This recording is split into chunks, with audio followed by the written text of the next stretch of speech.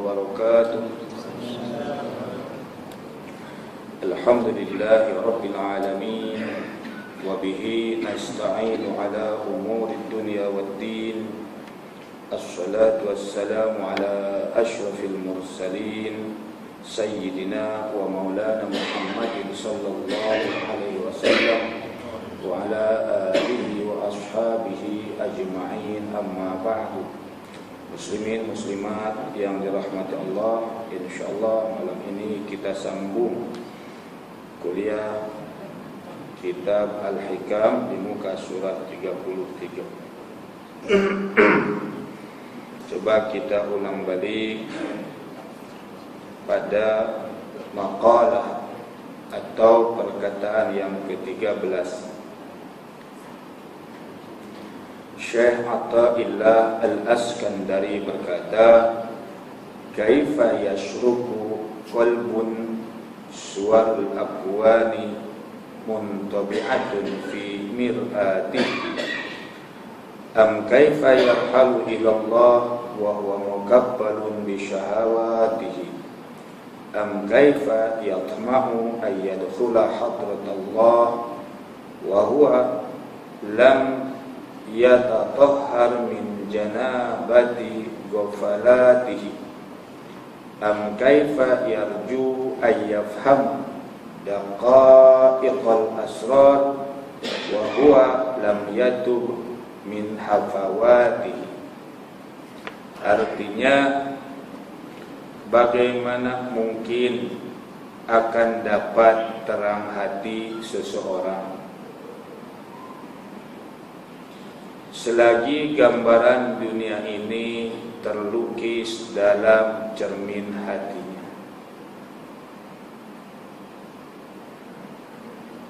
Tak mungkin hati menjadi terang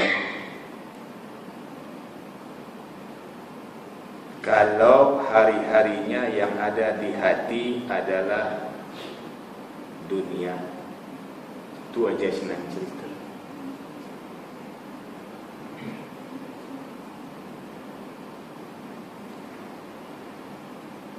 Atau bagaimana mungkin akan pergi menuju Allah, taqarrub dengan Allah,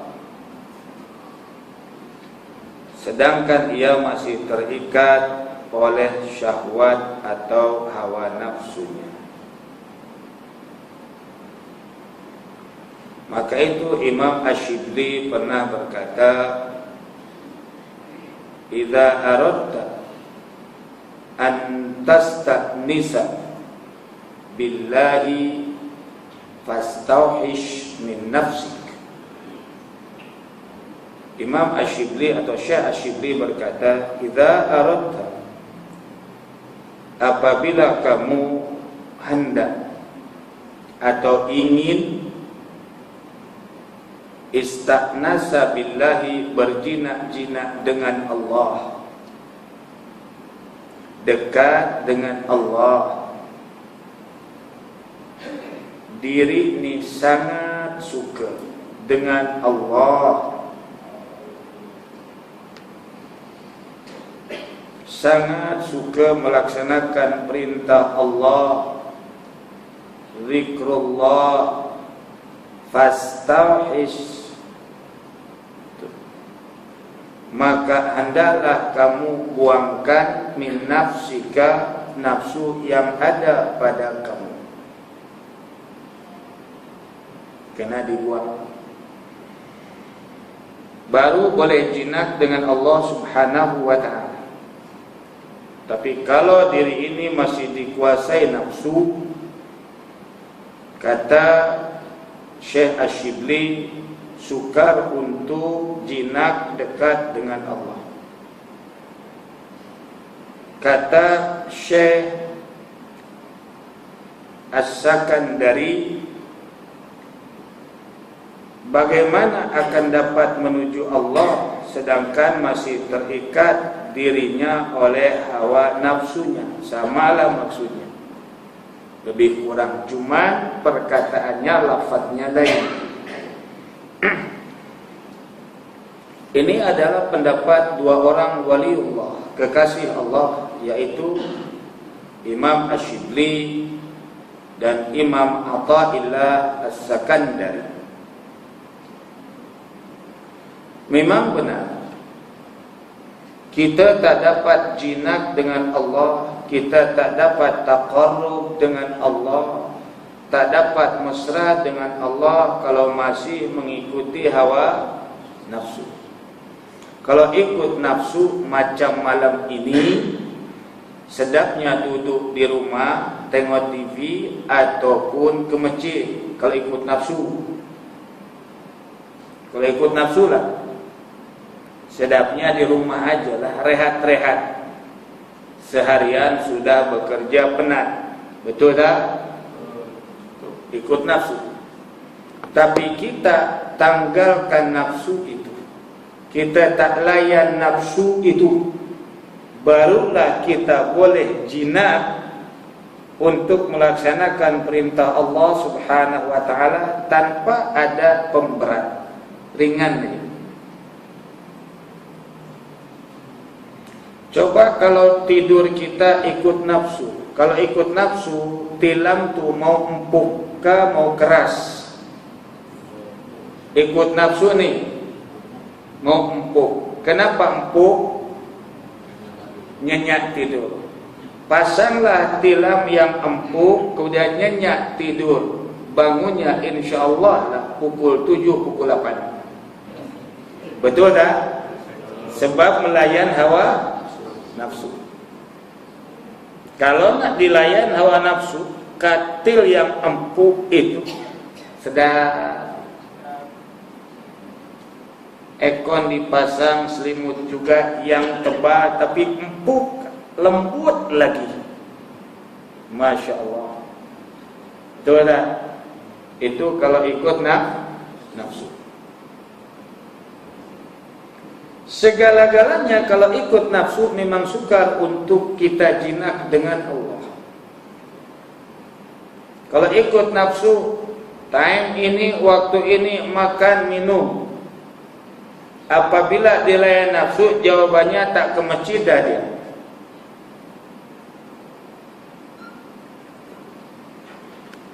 Maka Syekh Athaillah berkata,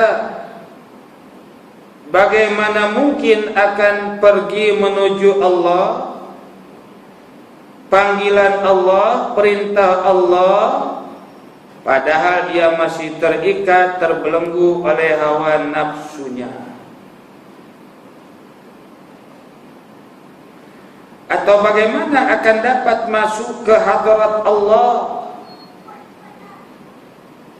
rasa lazat dan nikmat ibadah, padahal ia masih belum bersih, belum suci daripada kelalaiannya yang diumpamakan dengan junubnya.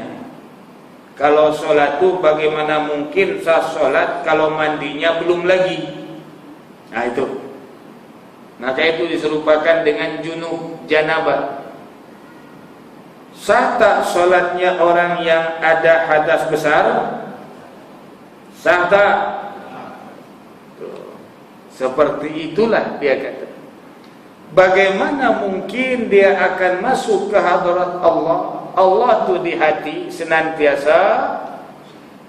Kalau dia masih belum suci daripada janabahnya, maksudnya kalau dia masih gemar melakukan maksiat, tak mungkin Allah itu di sini.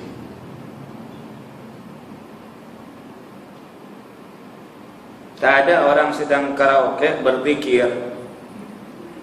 Contohlah, yang ada ketika itu seronok saja, betul tak?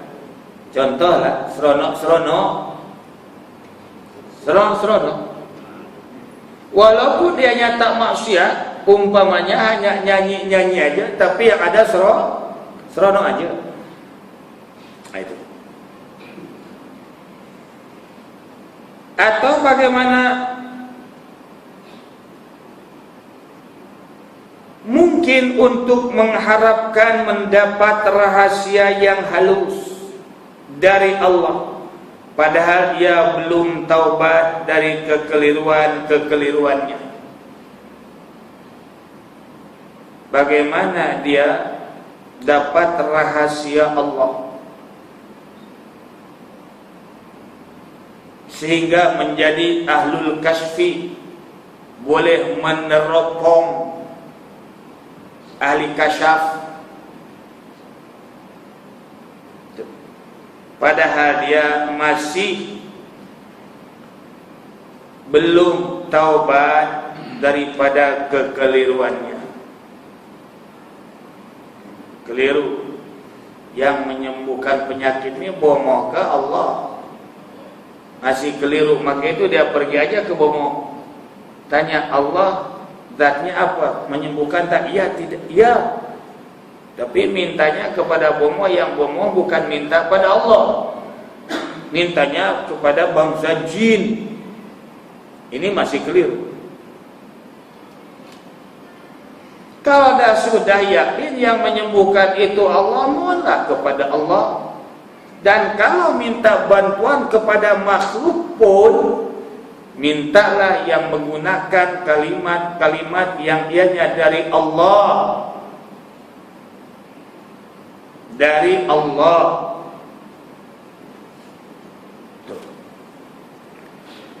Berkumpulnya dua hal yang berlawanan dalam satu tempat dan masa yang mustahil, yaitu tidak mungkin antara serono melayan hawa nafsu dengan zikir, tak mungkin. Tak mungkin. Kalau ada pun nyanyi-nyanyi alhamdulillah, itu mulut aja. Itu hanya di mulut saja. Contoh macam itu. Sebagaimana berkumpulnya antara diam dengan gerak, tak mungkin. Diam-diamlah, gerak-geraklah. Takkan kumpul antara gerak dan diam. Boleh kumpul tak? Macam mana coba berbuat antara gerak dan diam? Boleh tak? Tolong jawab. Tolong gerakkan badan. Nah, itu diam kah gerak? Gerak. Kalau diam macam mana? Coba kumpulkan dua-dua, boleh tak? Tak mungkin.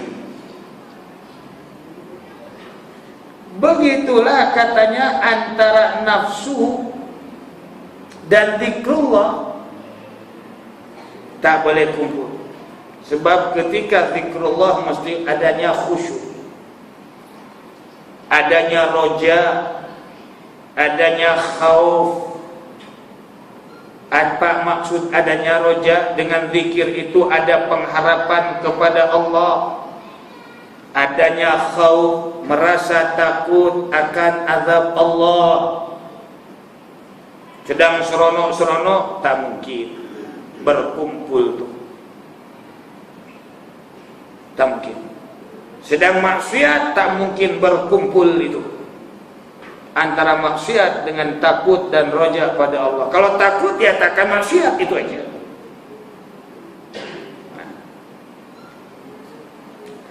Antara cahaya terang dan gelap, demikian pula nur, yakni cahaya iman, ia berlawanan dengan kegelapan yang disebabkan karena selalu masih berharap, bersandar kepada sesuatu selain Allah. Maksudnya, kalau kita masih lagi ngikut hawa nafsu, tak mungkin nur cahaya iman itu ada. Maka itu Syekh As-Sakandari berkata, mana mungkin. Syekh Asyibli pun berkata, kalau kamu ingin jinak dengan Allah, tanggalkan nafsumu. Maksudnya kalau masih mengikuti hawa nafsu, tak mungkin dapat jinak dengan Allah. Kita dapat solat, dapat ngaji seperti ini karena dah ditanggalkan nafsunya. Orang yang masih ikut nafsu, walaupun ada solat dia tak tenang solatnya, mau cepat keluar. Orang yang masih mengikuti nafsunya, orang lain selepas solat beristighfar, berzikir, dia tidak mau keluar, maka itu assalamualaikum, assalamualaikum, terus keluar. Ada apa? Tak ada apa-apa pun. Kadang-kadang duduk di luar masjid borak. Bukan di sini, bukan. Di Jepun.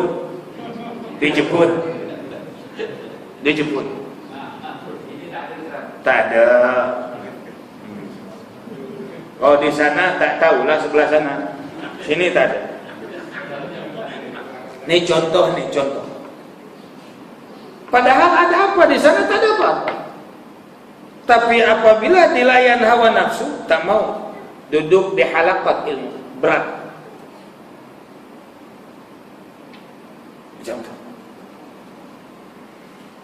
Demikian pula berjalan menuju kepada Allah mesti bebas dari belenggu hawa nafsu supaya sampai kepada Allah Subhanahu wa ta'ala.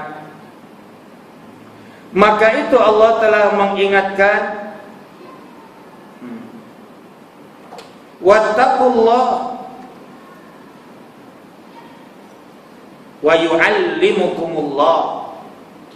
Allah kata, bertakwalah kalian kepada Allah, niscaya Allah akan mengajarkan kepadamu segala hajat keperluanmu.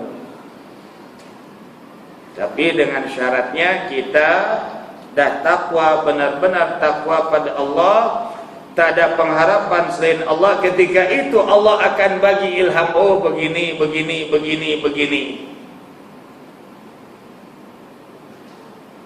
Takkan buntu, tidak akan buntu.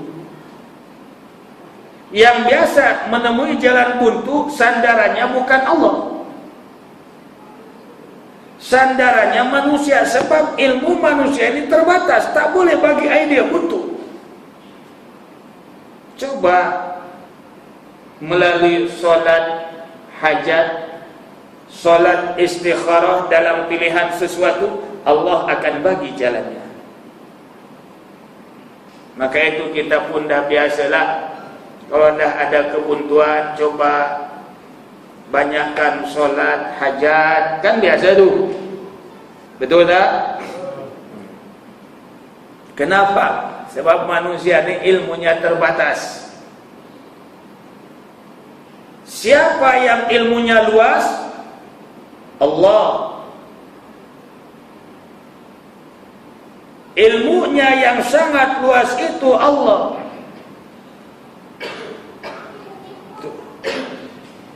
Kalau mohonnya kepada Allah, sebab Allah memiliki pengetahuan, ilmu segala-galanya yang luas itu, Allah akan bagi idea. Maka itu kalau ulama-ulama terdahulu nak nulis, nak ngarang kitab pun dia solat dulu. Solat dulu, mohon bantuan kepada Allah, sebab dia yakin bahwa dengan demikian Allah akan bagi jalan, Allah akan beri jalan. Kita pun coba biasakan begitu, terutama sebagai perancang yang banyak menggunakan idea, banyakkan mohon pada Allah, niscaya Allah akan bagi jalan. Ini buntu.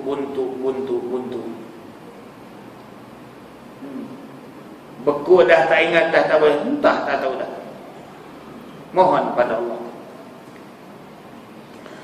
Baginda Rasulullah SAW bersabda, man amila bima alima warathahullahu ilma ma lam ya'lam. Artinya siapa yang mengamalkan apa yang telah diketahui, maka Allah akan mewariskan kepadanya pengetahuan apa-apa yang belum ia ketahui. Kita dah tahu apabila kita buntu, cara yang terbaik adalah mohon petunjuk dari Allah. Dah dapat, dah tahu.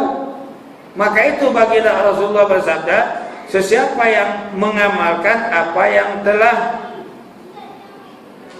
diketahui, dah tahu dah caranya melalui solat, lalu dia pun dalam segala hal solat dulu mohon kepada Allah. Dia sebagai perancang, dia selalu diminta pandangannya, diminta buah pikirannya.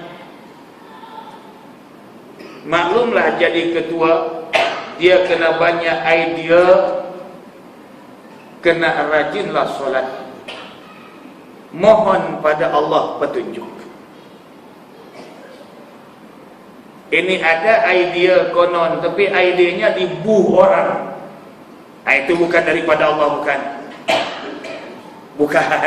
Ada bagi idea, kalau ada mahal yuran, masak sendiri. Itu kan dibuh orang tu.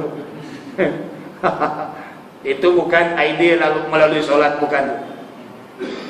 Dia kata orang Jawa, kecemplang, kecemplung, asal keluar mulut sudah. Orang Jawa kata kecemplang, kecemplung, asal keluar jangan tak jawab. Akhirnya jawaban tu dibuat orang, dimarah orang. Ada tak agak-agak macam tu? Dia jawab tu, tapi jawabannya tu makan jadi kemarahan orang. Kalau sudah mahal, carilah jalan lain. Kan kemarahan orang maunya jangan dinaikkan. Apa jawabannya? Ini jawabannya, kalau dah mahal, carilah jalan lain. Kan itu bukan jawaban yang tepat, bukan itu yang dikehendaki jawaban oleh pengguna, betul tak? Itu kan bukan pengguna. Aku tahulah banyak jalan. Ini bukan idea maksudnya. Nah, kalau orang-orang seperti ini seharusnya banyak memohonnya kepada Allah.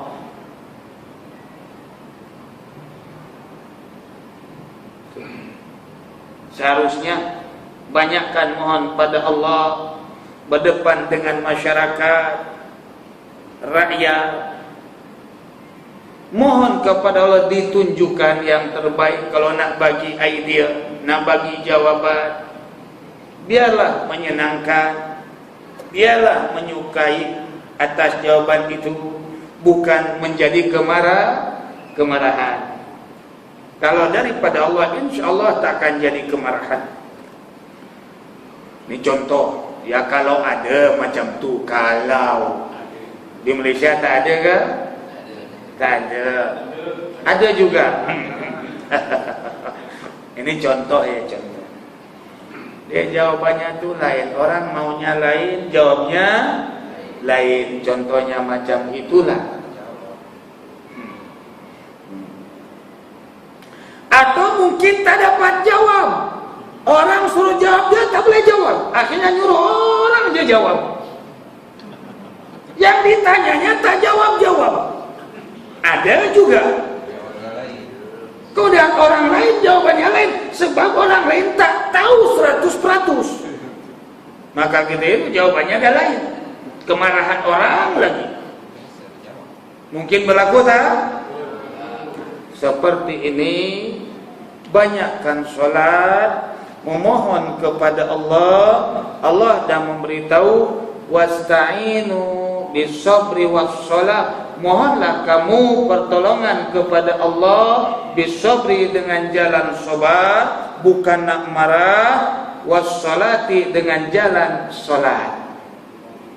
Tapi kalau dia jauh dengan Allah, maka itu jawabannya jadi lain. Faham tak? Faham tak? Maknanya kita kalau jadi ketua dan sebagainya, nak bagi idea, nak dapat idea, banyakkan solat sunat. Kalau dah solat sunat dibuat, solat wajib berarti tak tinggal. Jangan pula solat sunat aja, solat wajibnya tak buat. Bukan. Ini bukan nyindir, ini nasihat dan petunjuknya begitu bagi seorang muslim,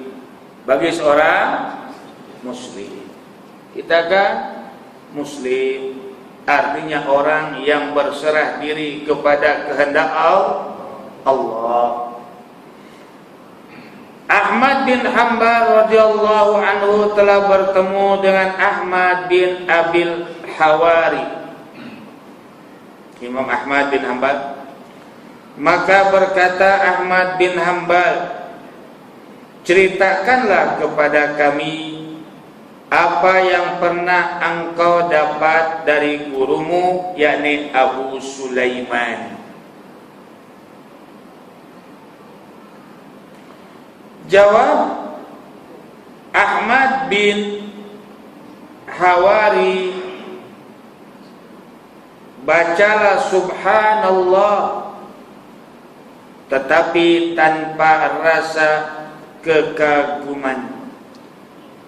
Kata guru, bacalah subhanallah tetapi tanpa rasa kekaguman.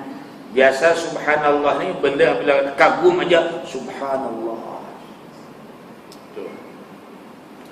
Setelah dibaca oleh Ahmad bin Hanbal subhanallah, maka berkata Ibnu Abil Hawari, aku telah mendengar Abu Sulaiman berkata, apabila jiwa atau hati manusia benar-benar berjanji akan meninggalkan semua dosa,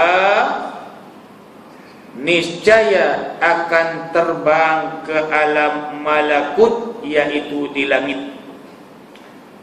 Kemudian kembali membawa berbagai ilmu hikmat tanpa berhajat kepada guru.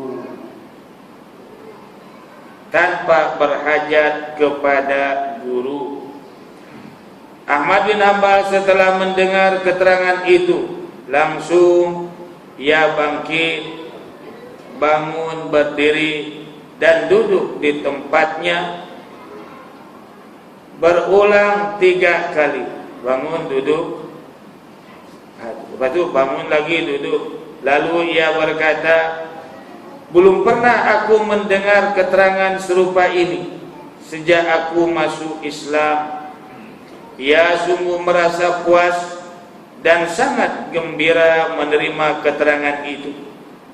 Kemudian ia membaca hadis tadi, man amila bima alima warathahu Allahu ilma ma lam ya'lam. Barang siapa yang mengamalkan apa yang telah diketahui, maka Allah akan mewariskan kepadanya pengetahuan apa-apa yang belum ia ketahui. Subhanallah diajarnya begitu, lalu dia pun beramal subhanallah. Akhirnya Allah akan mewariskan kepadanya ilmu. Maka itu dia menjadi seorang ulama yang besar. Tapi dengan syarat jangan ada rasa kekaguman, hanya semata-mata mengingati Allah, mensucikan Allah.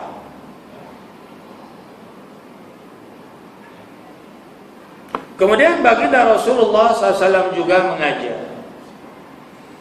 Melalui Asy-Syibli berkata,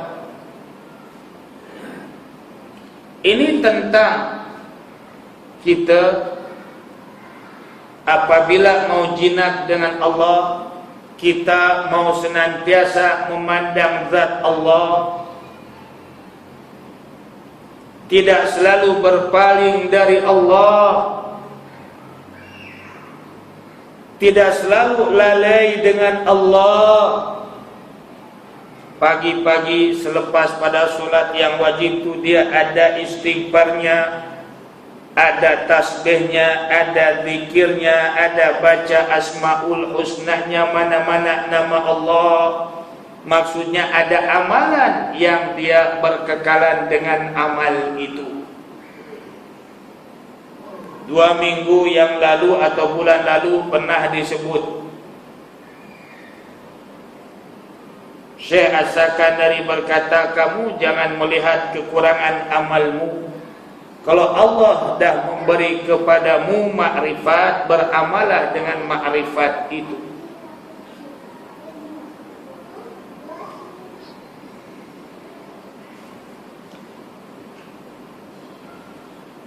Syekh Ash-Shibli berkata, dia memaparkan hadis berupa doa daripada Rasulullah sallallahu alaihi wasallam. Ia disebut di dalam kitab Nasaihul Ibad. Bukan di sini, dalam kitab Nasaihul Ibad.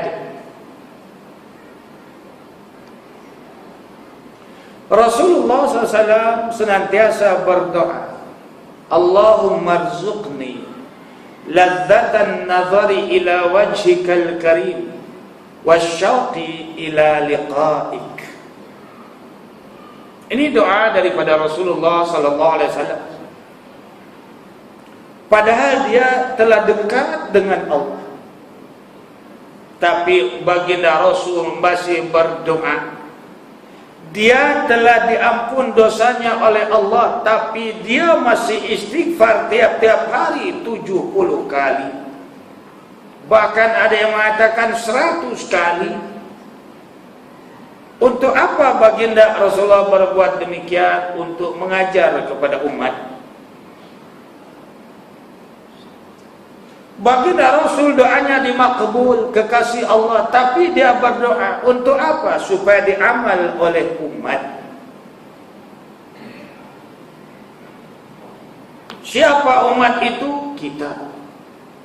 Apa kata baginda Rasulullah SAW dalam doanya?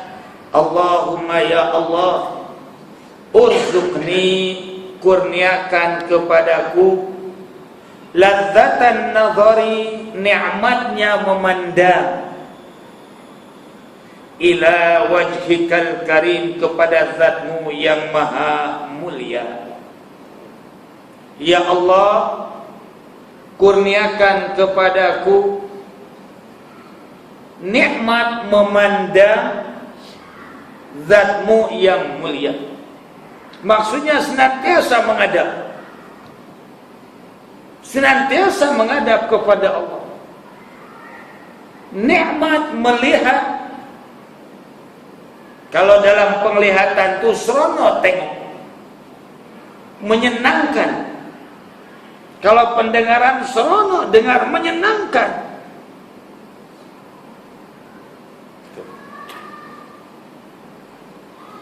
Kalau sebutan itu serono menyebut, akhirnya hari-harinya jadi sebutan.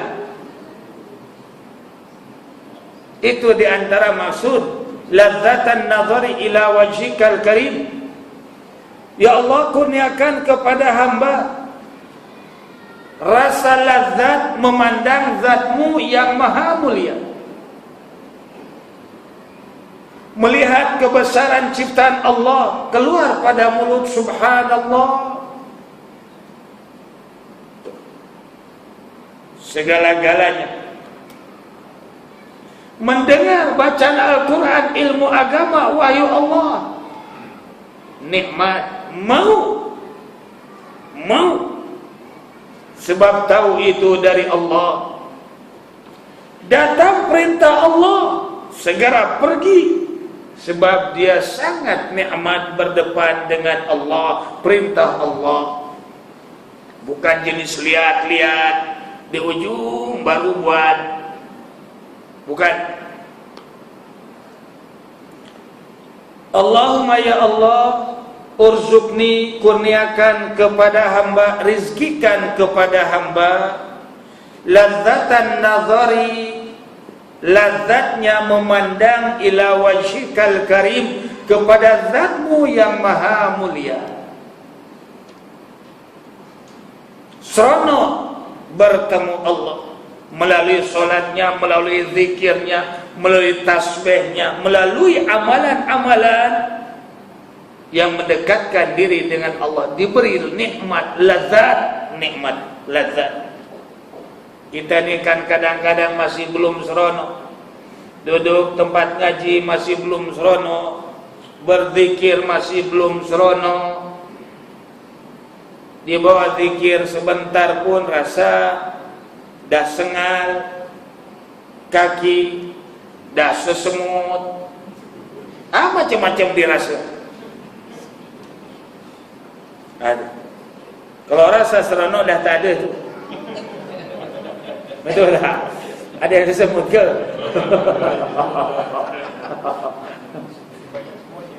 Banyak semut agak.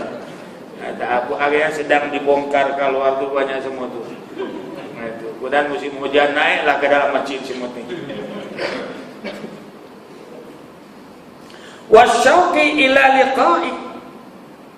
Doa Rasulullah tadi, wasyauqi, dan rasa rindu yang amat-amat, ila liqa'i, untuk bertemu denganmu wahai Allah. Ini doa Rasulullah SAW. Allahumma arzuqni ladzatan nazari ila wajhikal karim wasyauqi ila liqa'ik. Ya Allah, rizkikan kepada hamba rasa nikmat memandang zatmu yang maha mulia, dan anugerahkan kepada hamba rasa rindu untuk bertemumu wahai Allah.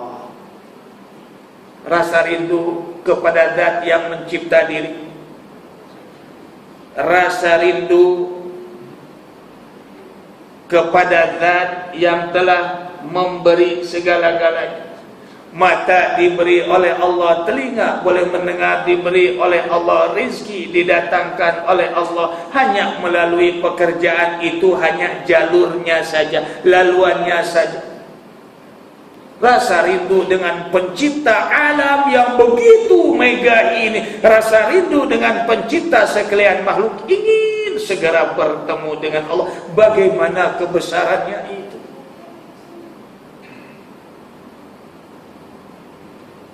Ada tak di hati kita selalu ingin segera bertemu Allah?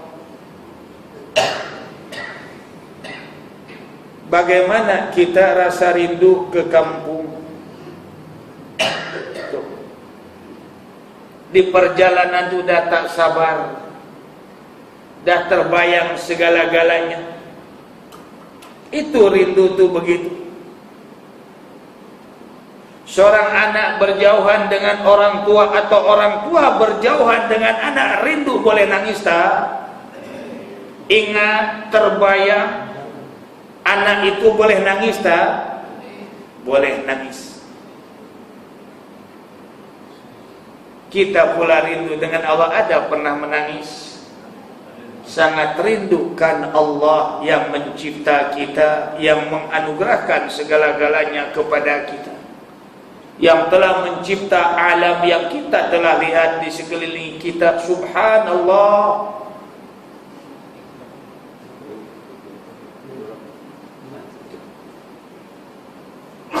Kalau masih belum ada, selalulah mohon doa itu. Amalkan doa itu. Allahumma rzuqni ladzatan nazari ila wajhikal karim wasyauqi ila liqa'ik. Nah, nanti ada di sini diambil doa itu, WhatsApp-kanlah. WhatsApp-kan doa itu. Mudah-mudahan dengan diamalnya doa itu, hati kita ada rasa rindu dengan Allah, keinginan untuk melihat zat Allah Subhanahu wa ta'ala. Dan apabila melihat segala ciptaan Allah, lalu kita ingat akan Allah yang menciptakannya. Dan insya Allah dah lewat berapa minit? 1 menit. Okey, sampai sini saja dulu malam ini. Ustaz pun ada hal lagi. InsyaAllah kita bertemu lagi di minggu-minggu yang akan datang. Bab ke-14, alam terang karena nur ilahi, karena nur Allah, cahaya kebesaran Allah Subhanahu wa ta'ala. Ini yang kita mestinya ada rasa rindu dengan pencipta ini, yakni Allah. bacalah doa tadi. Mudah-mudahan kita termasuk hamba Allah yang senantiasa rindukan Allah Subhanahu wa taala. Sekian untuk mengakhiri majlis ini, sama-sama kita baca tasbih kifarah. Bismillahirrahmanirrahim. Subhanakallahumma bihamdika asyhadu an la ilaha illa anta astaghfiruka wa atubu ilaik. Allahumma inna nas'aluka al-huda wat-tuqa wal-afafa wal-ghina. Allahumma rabbana hab lana min azwajina wa dhurriyyatina qurrata a'yun waj'alna lil muttaqina imama. Allahumma arzuqna ladzatan nadhari ila wajhikal karim wasyauqi ila liqa'ik birahmatika ya arhamar rahimin. Wa sallallahu ala sayyidina Muhammadin wa ala alihi wa sahbihi ajma'in walhamdulillahi rabbil alamin. Akhirul kalam. Wassalamualaikum warahmatullahi wabarakatuh.